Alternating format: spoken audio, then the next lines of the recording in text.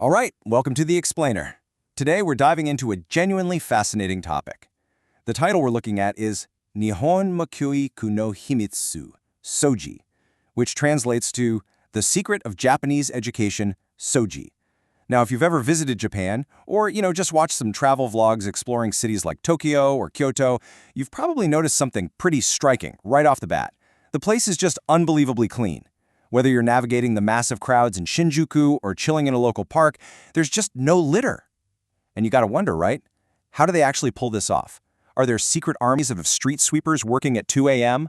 Massive fines for dropping a gum wrapper? Well, surprisingly, the real answer doesn't start on the streets at all. It actually starts way earlier, right inside the classroom.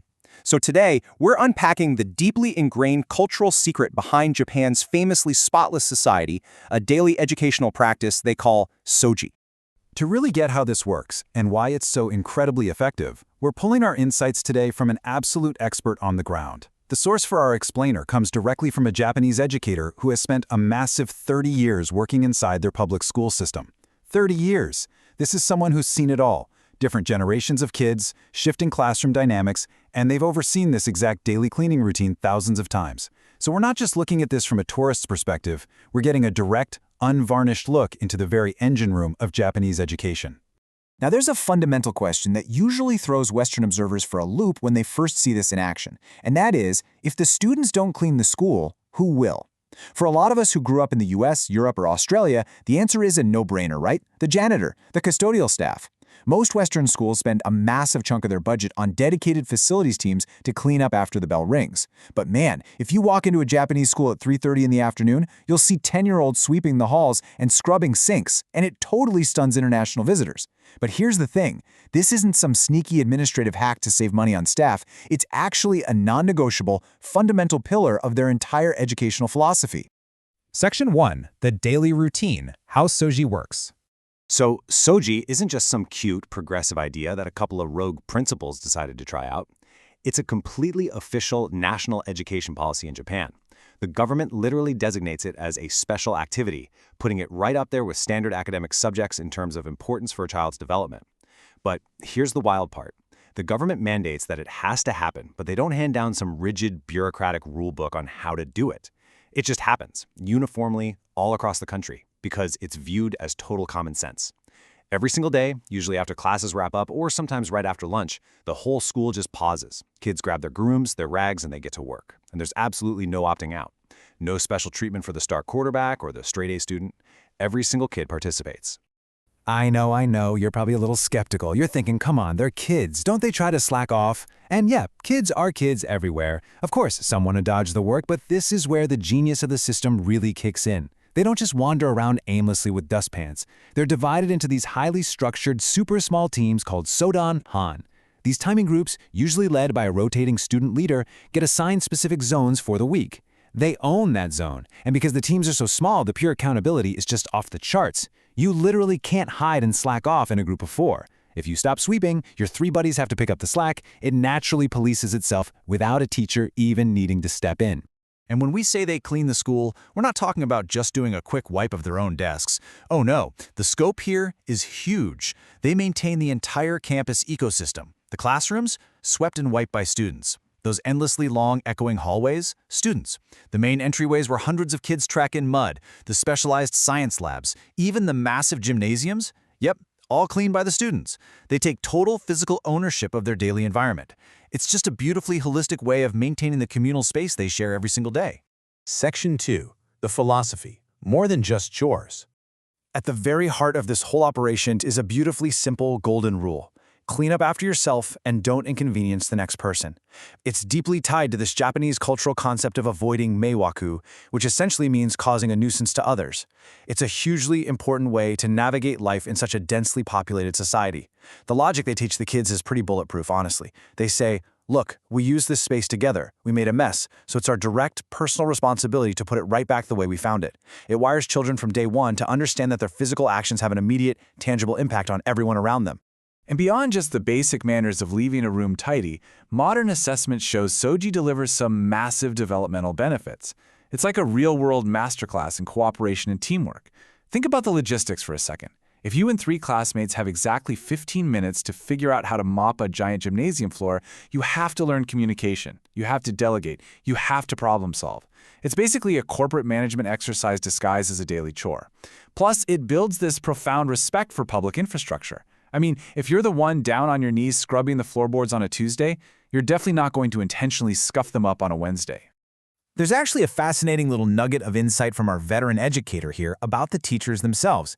In the Japanese teaching community, there's a well-known saying that a teacher is only considered fully fledged, like a true master of their craft, when they can successfully manage the Souji period. Now, why would cleaning be the ultimate benchmark? Well, because it takes immense emotional intelligence. Anybody can just yell at a kid to pick up a broom, right? But to actually inspire them, to convey the deeper meaning, and to guide a bunch of energetic kids to work together without arguing, that is the ultimate real-world test of your teaching skills. Section 3, Mugan Seiso, the extreme application. Now, if you thought this standard routine was impressive, wait till you hear how some regions take this to a whole other level. Up in places like Nagano Prefecture, some schools practice this really intense variation called Mugan Seiso. That translates to silent cleaning, and it is exactly what it sounds like, though incredibly tough to actually pull off. During Souji, speaking even a single word is strictly forbidden. Just imagine the psychological shift there. You've got kids going from a chaotic, screaming recess period into absolute pin-drop silence, just holding a dustpan. By stripping away the chatting and joking around, it flips a routine chore into this profound mindfulness exercise. The kids are forced to just focus entirely on the present moment, the physical act of cleaning, and their own internal thoughts. And this makes total sense when you look at the deeper historical context here, specifically traditional Japanese Buddhist monastic training. In lots of Zen Buddhist traditions, the physical act of cleaning, which they call samu, isn't seen as some annoying chore keeping you from spiritual study. It is the spiritual study. It's a way to face yourself through focused, repetitive action. Mugan Seiso is basically taking that ancient contemplative monastic tradition and plugging it straight into the modern public school system. It gives overstimulated kids a daily tool to find a bit of stillness and mental clarity in an otherwise noisy world. Section 4, from microhabit to macro society. It's honestly mind-blowing to see how a microhabit inside an elementary school hallway scales all the way up to shape a nation of over 120 million people. The cause and effect are just undeniably linked. The cause? 9 straight years of mandatory daily Souji in elementary and junior high school. By the time they graduate, communal responsibility is completely hardwired into their brains. The effect? Those famously spotless cities we talked about earlier. And here's the real kicker. A lot of tourists just assume Japan has these draconian laws and massive fines to keep the streets clean. But actually, the legal penalties for individual littering are super lenient compared to places like Singapore or parts of Europe. The cleanliness isn't forced top-down by the government. It organically blooms from the bottom up, through the citizens themselves. As our 30-year veteran educator points out, the whole concept of poisute, which is the Japanese term for carelessly tossing trash, is just deeply, deeply frowned upon by society. It triggers this visceral, almost automatic negative reaction. It's a total cultural taboo, not just a fear of getting a ticket from a cop. And psychologically, it makes perfect sense. If you've quite literally spent the first 15 years of your life on your hands and knees scrubbing public spaces alongside your friends, the very thought of intentionally dropping a piece of plastic on the sidewalk feels fundamentally wrong. It goes against all your muscle memory. That internal cultural compass, that is the real lasting power of the Souji system. So I want you to just take a second and reflect on your own time in school. How does your country's educational system stack up against Japan's Souji? Did you ever have to directly maintain your school building every day, or is that 100% left to the custodial staff? And honestly, do you think a strict daily system like Souji could even work where you live today, or would there be just massive pushback from parents and students?